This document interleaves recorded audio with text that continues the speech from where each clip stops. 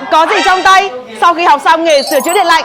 Có kiến thức, có trải nghiệm, mình có kinh nghiệm. Thời gian học từ 6 đến 8 tháng, nhưng với việc học cả ngày, các bạn sẽ nhanh chóng được vững tay nghề. Nội dung học thực hành lên đến 80% giúp các học viên được trải nghiệm các hoạt động tháo lắp đặt, sửa chữa, bảo dưỡng, tân trang, tư vấn khách hàng. Sau quá trình học thực hành rèn luyện tay nghề mỗi ngày tại trường, chắc chắn các bạn sẽ đúc rút ra được nhiều kinh nghiệm cho bản thân. Vậy sau khi học xong bạn thiếu gì? Thiếu kinh tế. Ai bảo học xong là thiếu kinh tế?